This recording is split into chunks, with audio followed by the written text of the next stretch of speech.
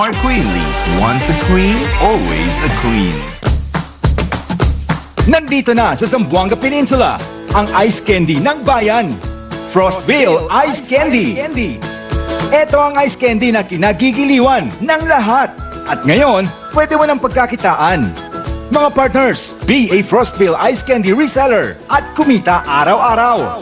Tawag na sa 0905-797-7266 o sa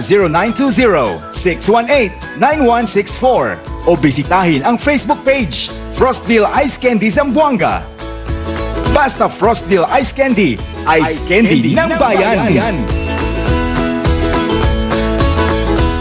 Glass, windows o sliding doors ba ang hanap mo? Sa NLGS na! Sulit at garantisado pa, NLGS Glass and Aluminum. Also available sliding windows, frameless door, patch fitting door, shower enclosure, fixed glass partition, steel casement glass, French window glass, jealousy showcases, store front glass cladding, and screen for windows and doors. NLGS Glass and Aluminum. Now located at Fidco Building, Veterans Avenue. You can call us at 993-0053, 992-1786, or 926-1211. They have also other branch, NLGS Narciso Glass Supply, located at Magay Governor Lim Avenue. NLGS Glass and Aluminum. Sabi, isale informaw na mga-importansya del mga-ordinanza que tiene el Ciudad de Zamboanga. Junto con el Concejal de Distrito 2, Concejal BG Gingona. Este el programa Ordinanza del Masa. Let's go na with BG Gingona. Every first and third Wednesday of the month, alas 9 hasta alas 10 del aga. Aki lang na i-media mo. Solid! Andre, saan ka pupunta? Diyan. Magpurinda ka dong? Opo, isasangla ko to. Sure. Padala mo sa tatay ko. Anak, tanggap ko na. Mabilis talaga. Selfie mo na. Sure. Barato, paspas, walay hasul. Usapang PhilHealth. Tuwing Biyernes, alas 9 hanggang alas 9:30 ng umaga. Usapang PhilHealth sa i-media mo. Solid!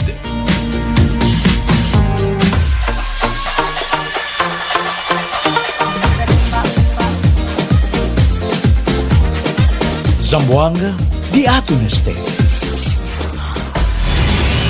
Solid! I-media mo!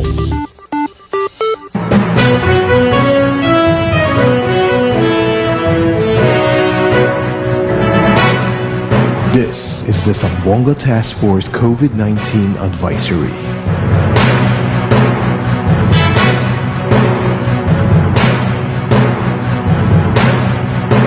Paz de Dios y abrazo de Nuestra Señora la Virgen del Pilar y San José. Assalamualaikum warahmatullahi wabarakatuh. Esta noche na datun prensa, takihunto ka natin si Dr. Dulce Miravite, Ma'am Sarita Sebastian, and Attorney Kenneth Galdua. The USA this morning launched Opportunity 2.0, a new project that will support the education, employment, and livelihood needs of at least 180,000 out-of-school youth across the Philippines, of which over 4,000 are from Zamboanga City. Opportunity 2.0 has prepared an initial package of interventions for Zamboanga City, such as Youth Grants Program that will support local-led innovations and initiatives that will help youth access learning and earning programs during the COVID-19 pandemic.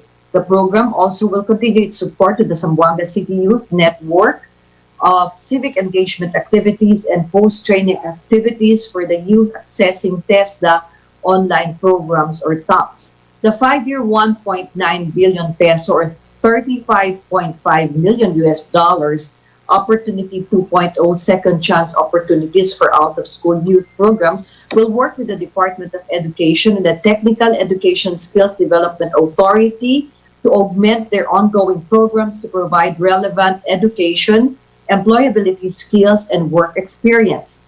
These include DepEd's Enhanced Alternative Learning System and TESDA's Skills Training Programs.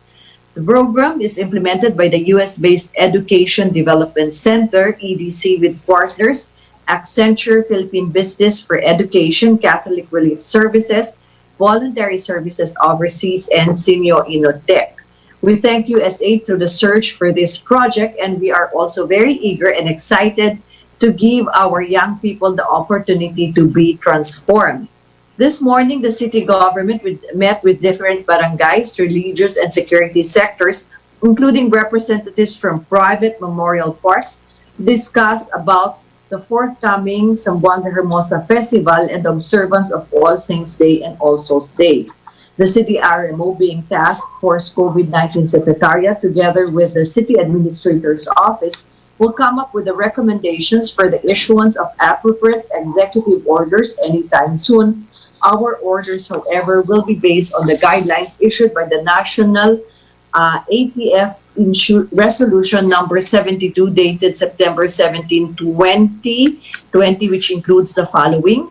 The number of visitors shall be limited to the maximum of 30% capacity. All private and public cemeteries and memorial parks, including columbariums and the like throughout the country, shall be closed to visitors on October 29 to November 4, provided that the omnibus guidelines of the implementation of community quarantine shall continue to govern burial and cremation activities during the said periods.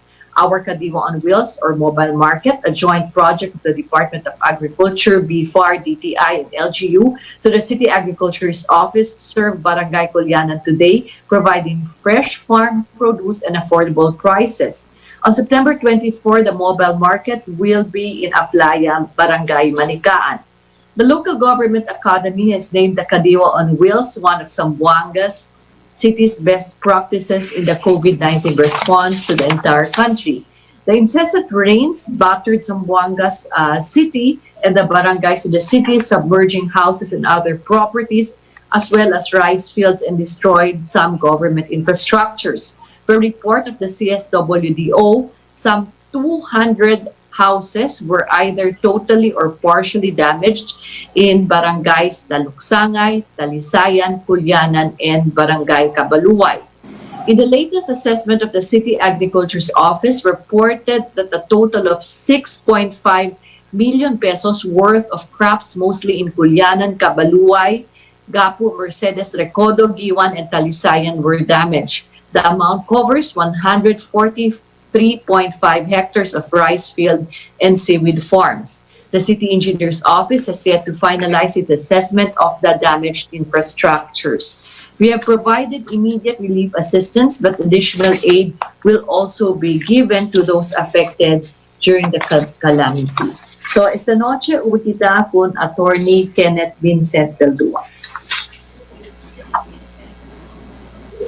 Buenas noches, Mayor. Buenas noches, Ciudad de Zamboanga. Como habla el día la alcaldesa, esta noche ay manjunto con él el día City Health Officer, Dr. Dulce Miravite, y también el día City Tourism Officer, Miss Sarita Sebastián.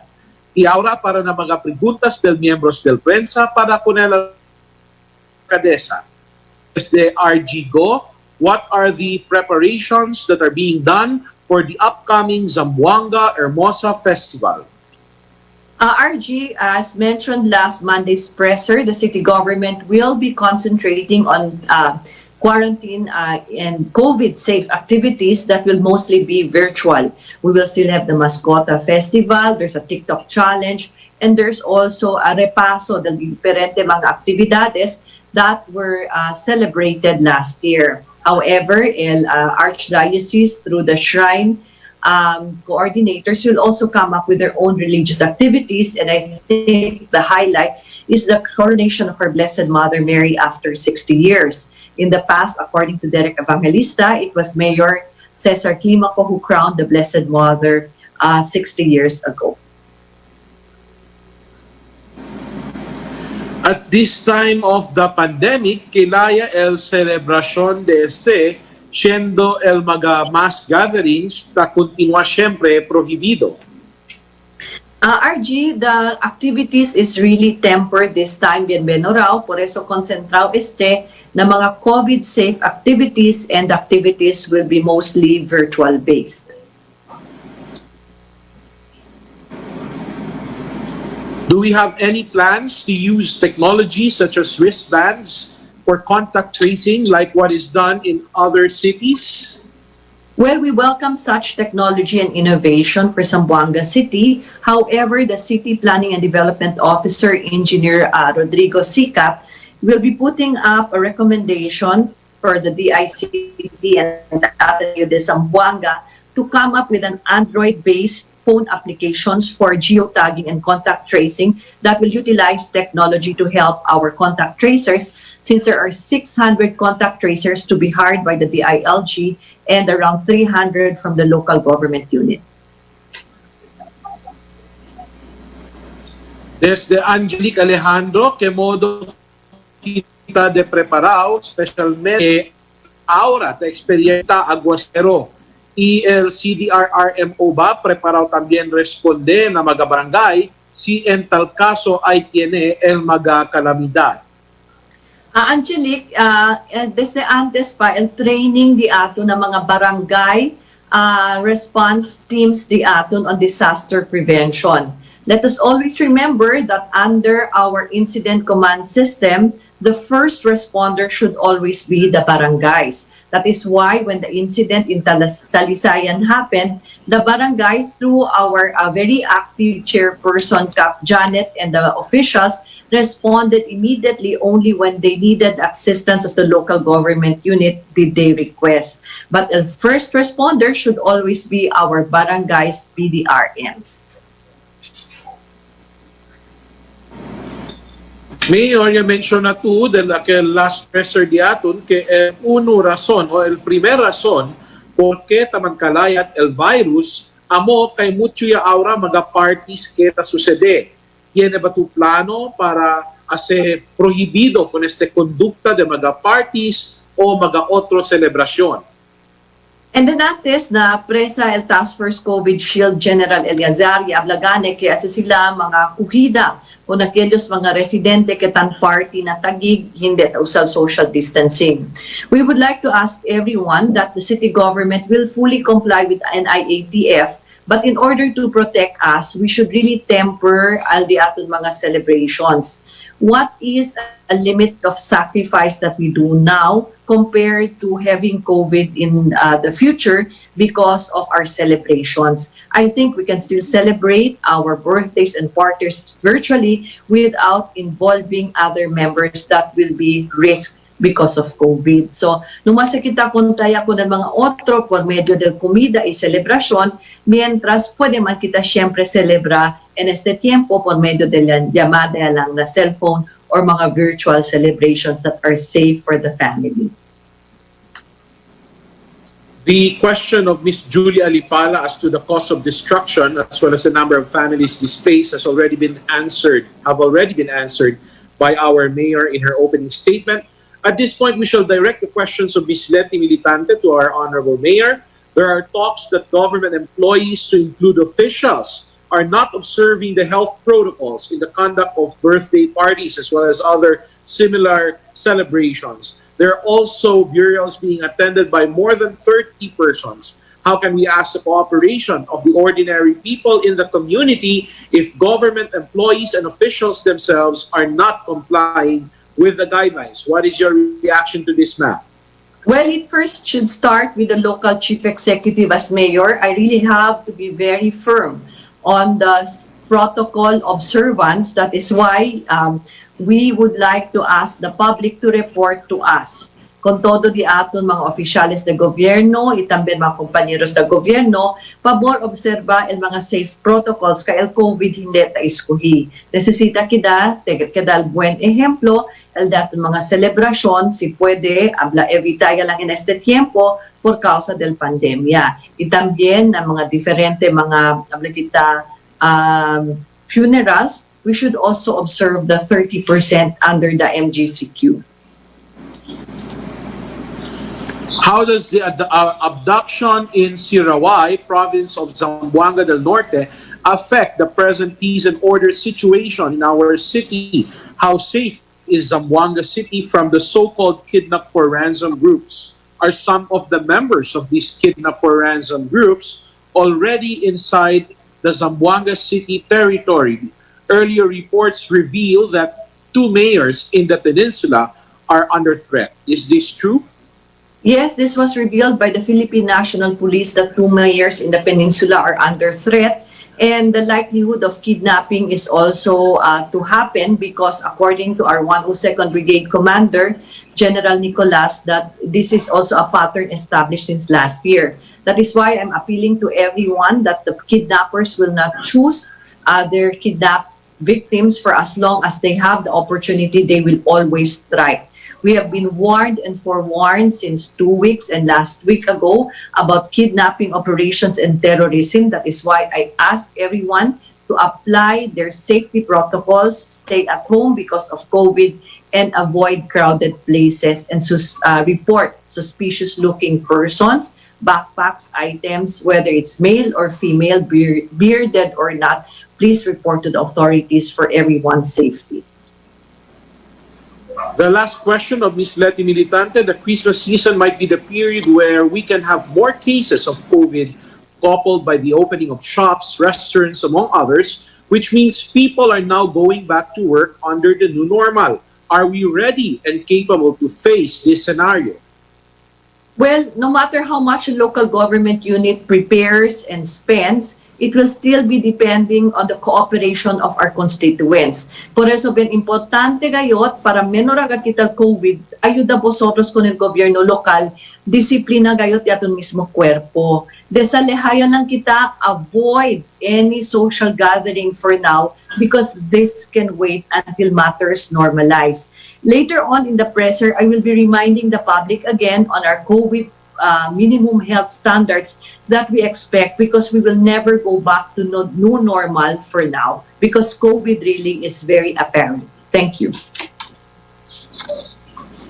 Muchas gracias, ma'am. I-aura na con todo reciente noticias acerca el esfuerzo del gobierno local de Ciudad de Zamboanga na volvida de mga locally stranded individuals, el mga returning overseas Filipinos, y también el mga authorized persons outside residence. Uwi kita con el presentasyon del oficial de turismo de ciudad, Miss Sarita Sebastian. Hola, buenas noches.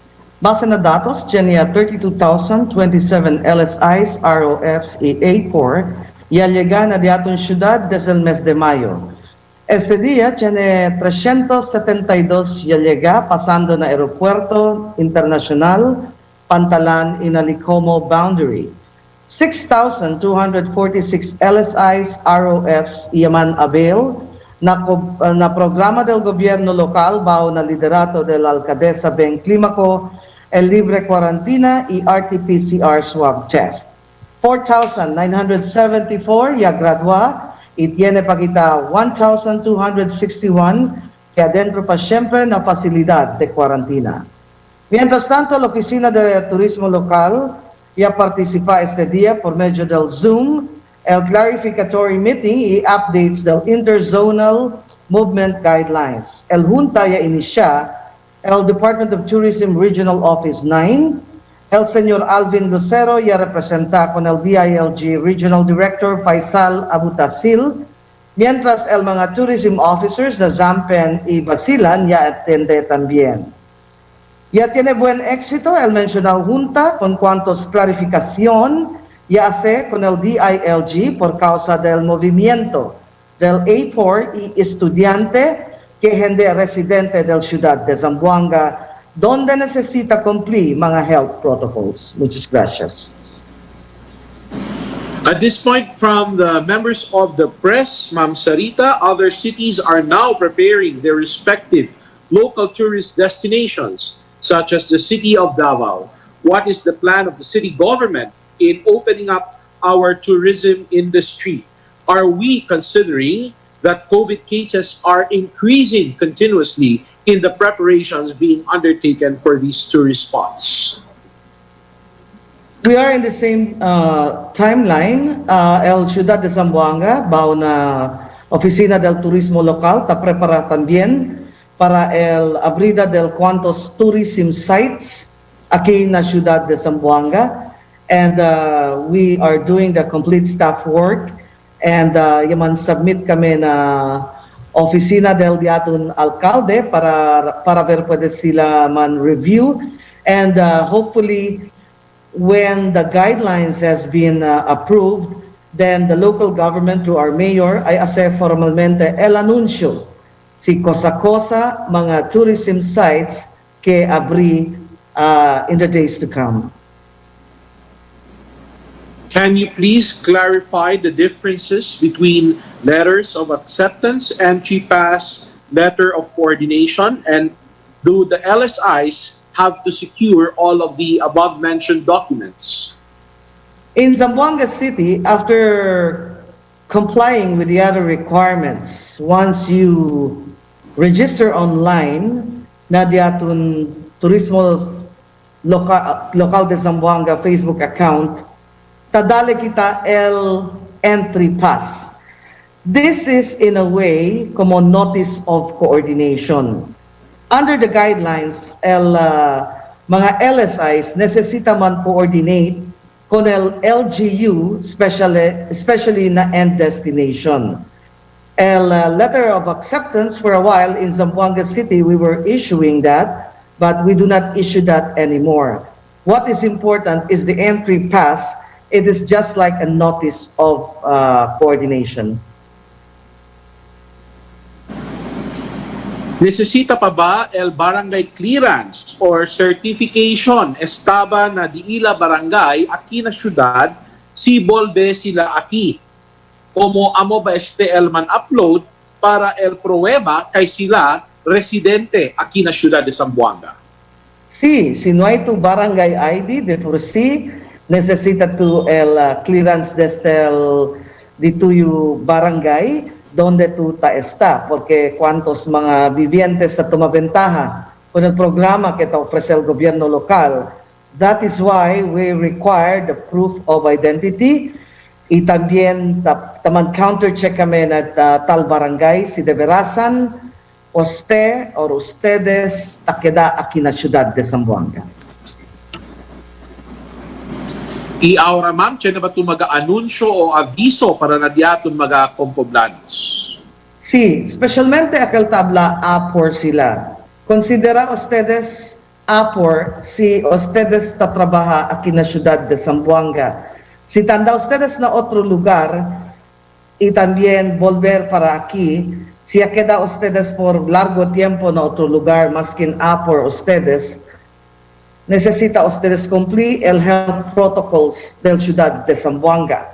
Mientras tanto, el mga estudiante que hindi residente de ciudad de Zamboanga y está por cuánto tiempo aquí, necesita también sila man coordinate muy bien y también seguir na health protocols que tiene kita aquí na ciudad de Zamboanga para prevenir man kalayat el coronavirus. Muchas gracias.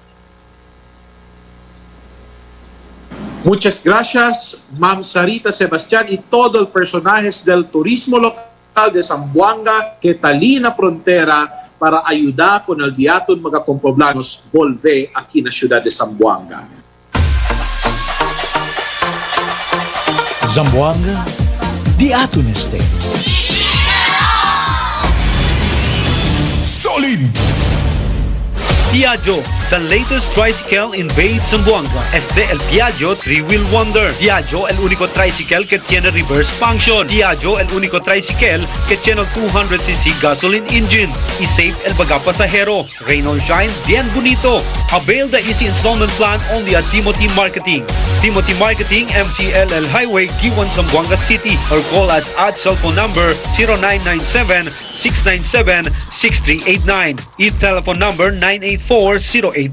Durable, flexible, less maintenance, i-affordable batuta busca? PNL Fiberglass Services, Takia na Zamboanga. For your fiberglass needs, como el fiberglass roof kiosk, fiberglass cargo or fishing vessels, fiberglass passenger vessels, fiberglass bangka, fiberglass fish trucks, fiberglass cold storages, fiberglass swimming pool, fiberglass playground, fiberglass water tanks, fiberglass garage roofing, and fiberglass lamps and decorations, and many, many more. Basta fiberglass, PNL Fiberglass Services na yan. For more inquiries, call us up at 0927-679-3550 or 0910-280-2883. PNL Fiberglass Services, your fully alternative solution.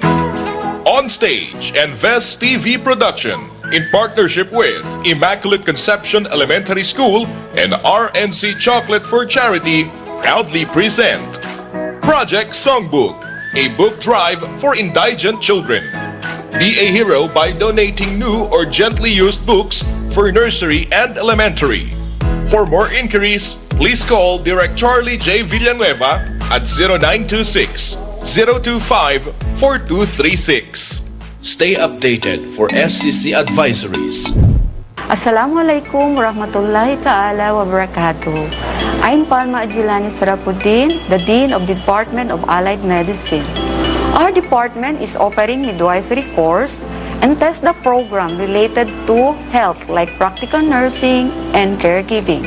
My dear students, don't let this pandemic become a hindrance to continue your dreams. That is, to become a competent midwife and nursing attendant locally and abroad. Serve humanity by becoming one of the healthcare providers. You have worries about your enrollment? Worry no more because Southern City Colleges ay may programa para sa mga estudyante na gustong magpatuloy sa kanilang pag-aaral sa gitna ng pandemya sa pamamagitan ng Study Now and Pay Later program. Kung kayo po ay interesado, at maaari po kayong tumawag sa amin o kaya bisitahin ang SSC website. We can reach you and connect to you wherever you are because Southern City Colleges is a school that cares. Huwag tayo patatalo sa COVID, labanan natin ito. Mga kataymanguran, kamamaasan, ipakontinue na to in pag-school sing kamaangkan na to because in Southern City Colleges, yari tumawang ka to. Wassalam, thank you. Southern City Colleges, the school that cares.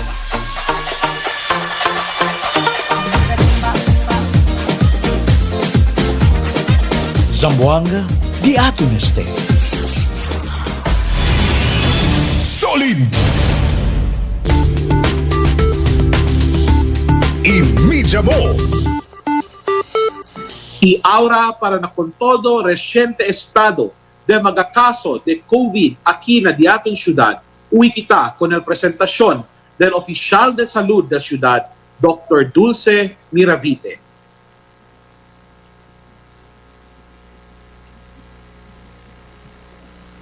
Good evening, everyone. So, the total COVID-19 confirmed case for the city is 1,526 with 71 mortality. 999 or 65% have recovered and there are 456 cases, active cases. So, 73 are at Tabatangan Isolation Facility, 52 at Adzulan Tafa, 72 are at Yuntes, 37 at Ecozone, 79 are admitted at Zamboanga City Medical Center, and 105 are at private hospitals. Of the active cases, 423 are local or community cases, 18 LSI, 13 detainees, and 2 CRC related. Cumulatively, there are 10,652 suspect cases, out of which 9,898 are with negative results, and we are awaiting for 657 results. A total of 12,079 RT-PCR tests have been done to date. El mga pregunta del miembros del prensa, Doc Dulce, from RGGO, na mga otro lugar, takundusia el que se llama mass testing. Aquí na diaton syudad, Muay ba kita plano para ase el mass testing?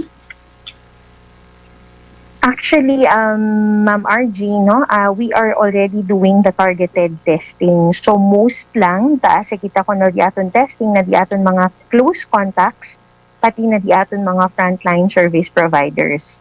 So later on, we're going to expand este diaton testing.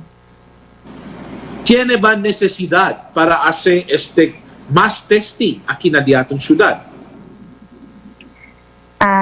Amo ganin kayo no tabla yo that we are already doing LT aton targeted testing, and if we follow LT aton framework no akal di aton test, trace and treat, so necesita kita man conduct LT aton testing to identify LT aton mga cases.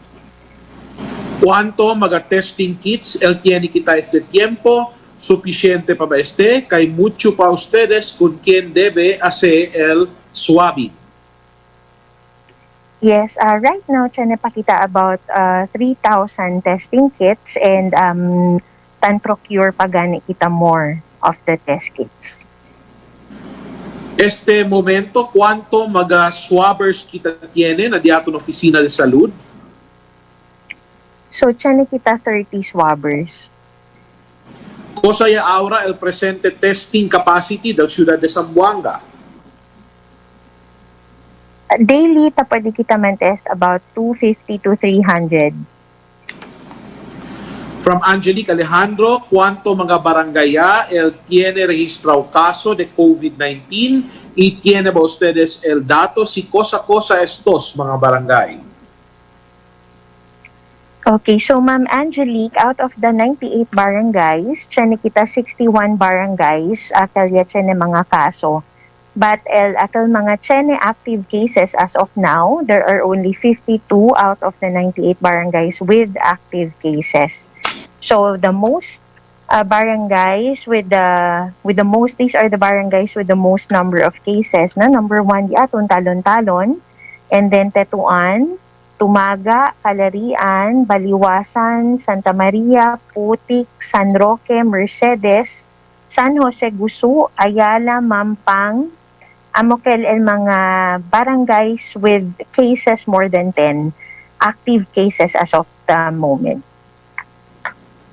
Acerca aquel mga testing kits kaya man procure na Departamento de Salud, ya lega ya ba sino ay pa, cuando ga posible lega Sino? So hopefully, kita within the month. Cosa ya el registrado número ahora de caso de dengue aquí na diaton ciudad y también el número de mga muerte por causa de este enfermedad. As of today, el diaton dengue case is at 387. We have 2 mortality.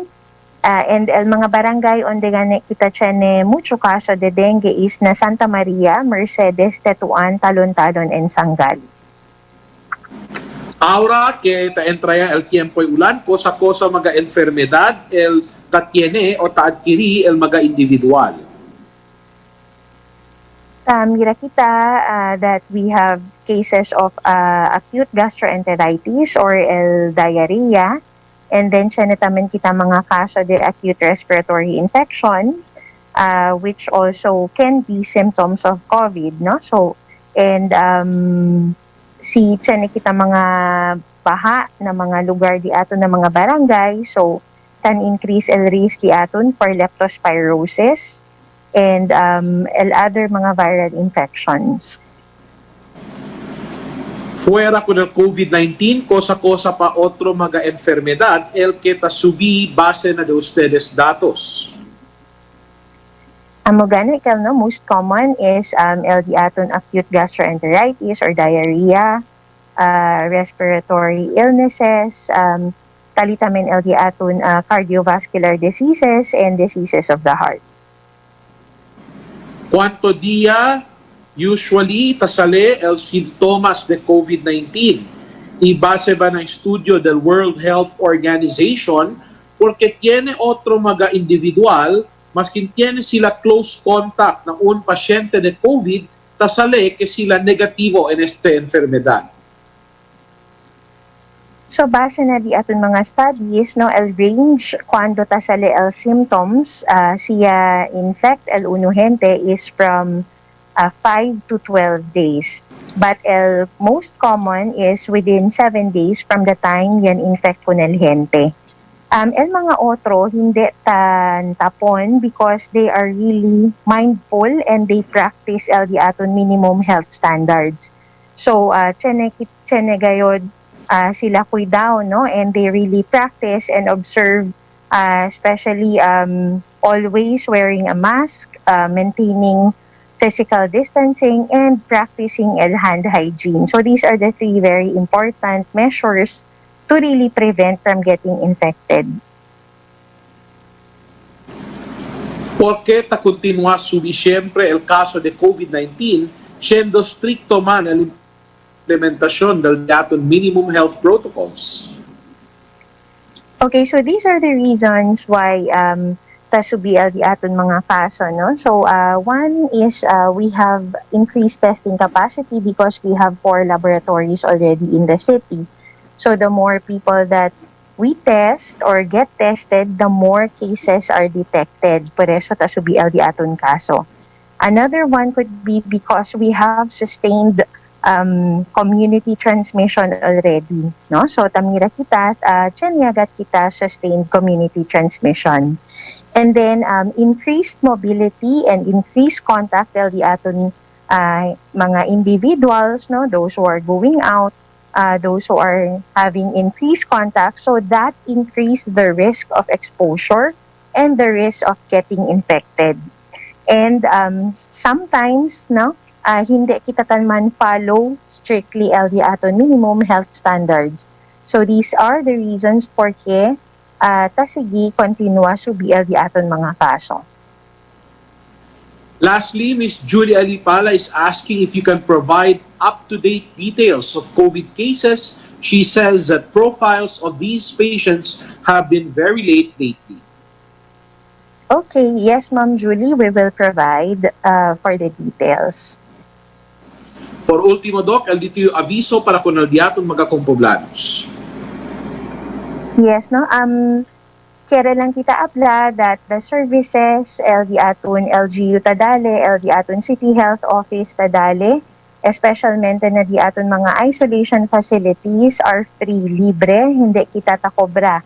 And LD aton mga swabbers or akaltaanda na di aton community, CSAB Health Office or na di aton gobyerno lokal, hindi kita takobra.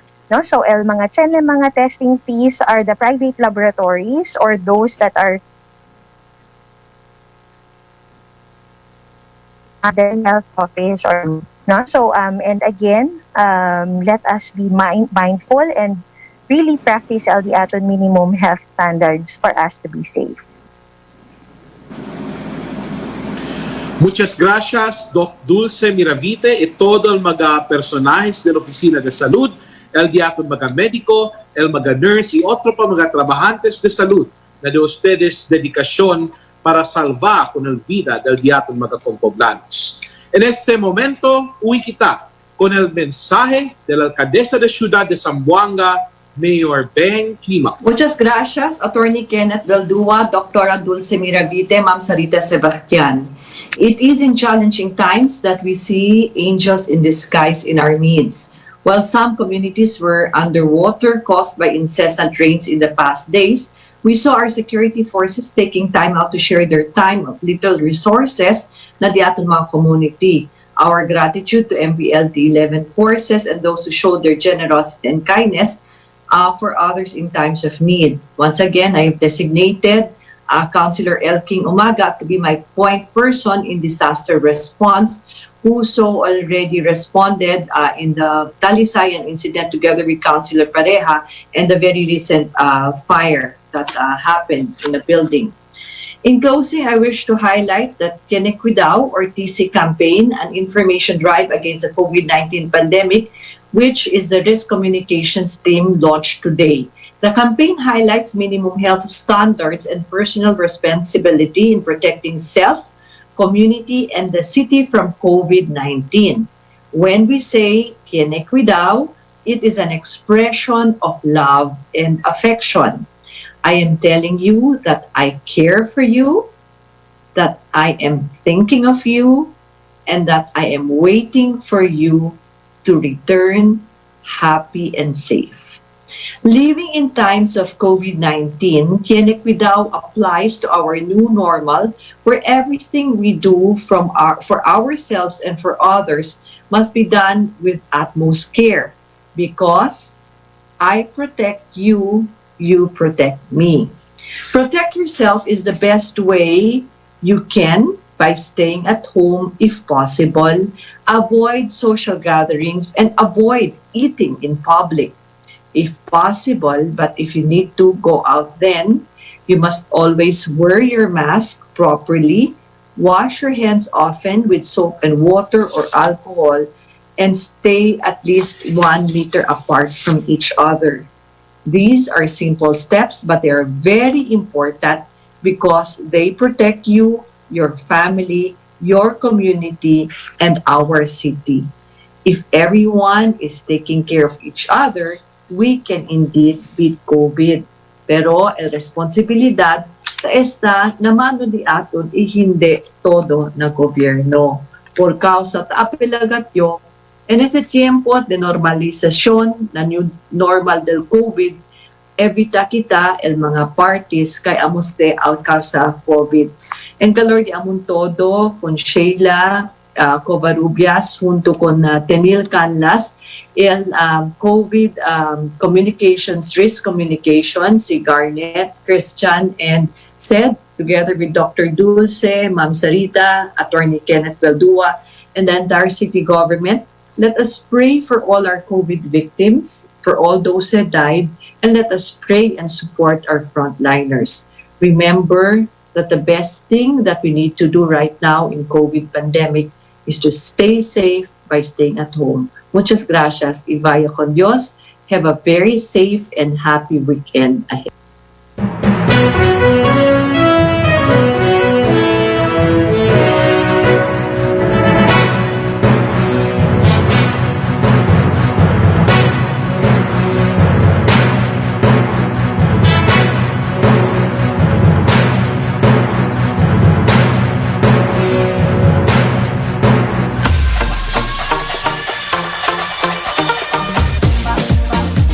Zamboanga, di ato na stay. Solid! Department of Agriculture